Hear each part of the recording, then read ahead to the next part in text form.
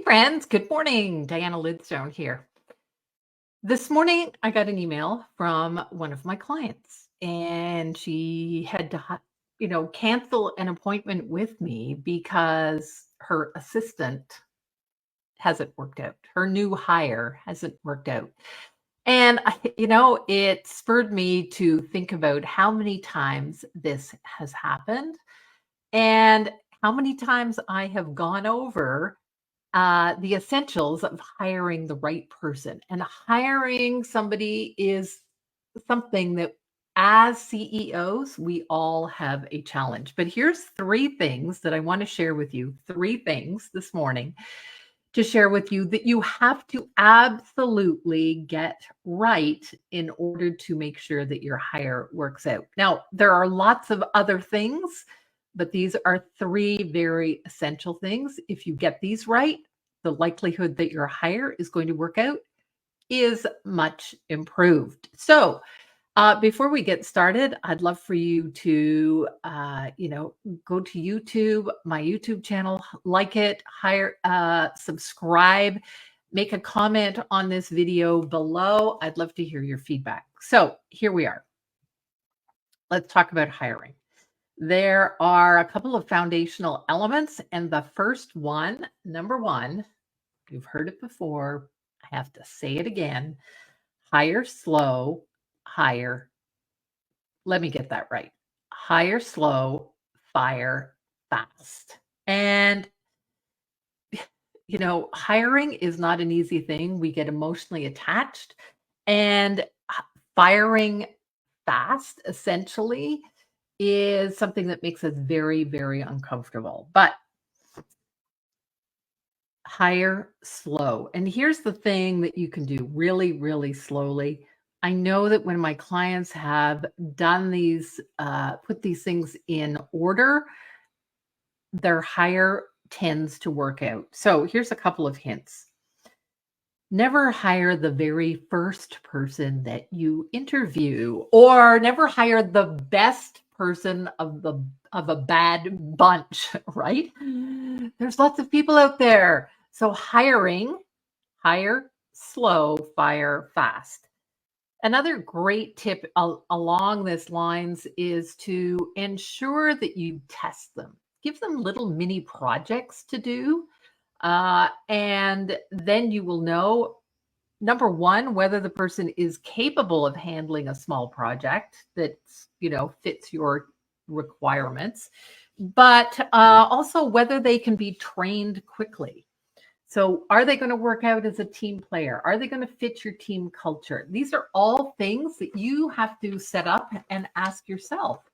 You have to take the time to understand it's not just a job description, but why are these skills, why are these expectations important to you?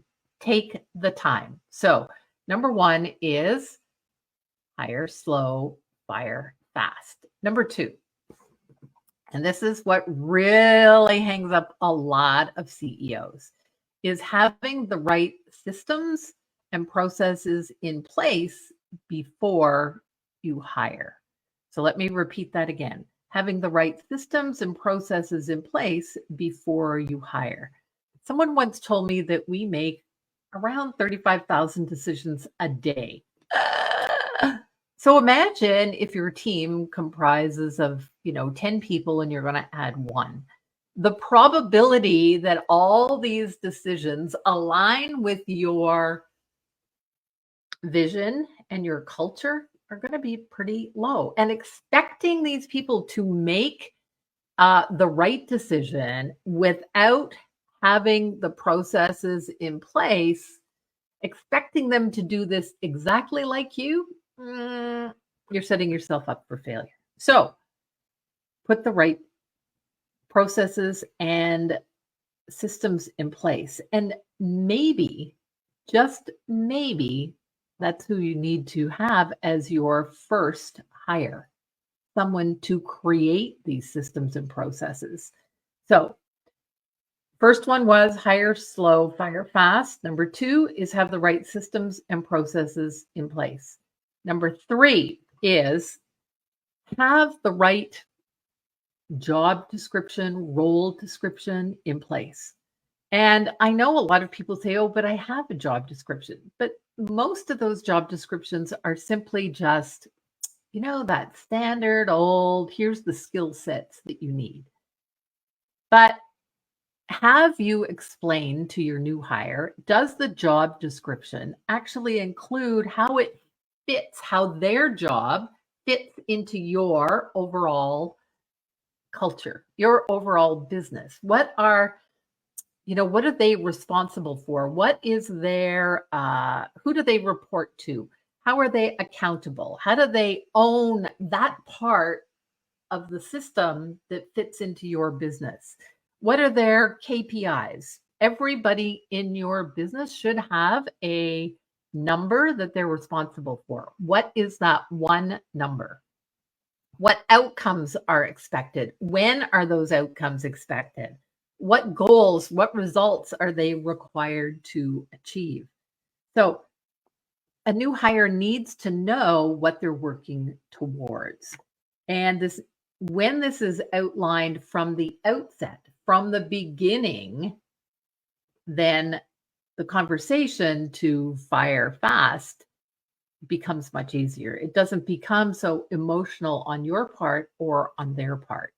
So here's the quick summary again. Hire slow, fire fast, test them, make sure that they're the right fit. Number 2, make sure you have the right systems and processes in place for them to do the work. And so that their decision making, they can own their decision making as part of your business. And number 3 is make sure that you have a very good job description for them and how their job fits into the overall culture and your business. So when you have these 3 things in place, your chances are drastically improved that your hire is going to be the right one for you. Now I want to give you a bonus tip here. This will be number 4. And I see so many entrepreneurs hiring for a specific position in their company for the place that their company is right now. So the tip is, don't hire for your current level of business, hire for your future level of business. So if you have a goal in the next 6 months, 9 months that this particular department, for instance, is going to expand and it is going to carry more of the sales and revenue of your business, then know this. Know that that person that you're going to hire must be able to cope with this additional stress, this additional bandwidth, this additional workload. Their skills must be capable of moving as the company moves forward. So the last bonus tip was, hire for your future business, not where you currently are. I hope this has been immensely helpful for you. Remember, Tuesday's tip, every Tuesday, I go live and then it's uploaded to my YouTube channel. So look forward to having you watch some of these others. And remember, you can do this. Bye for now.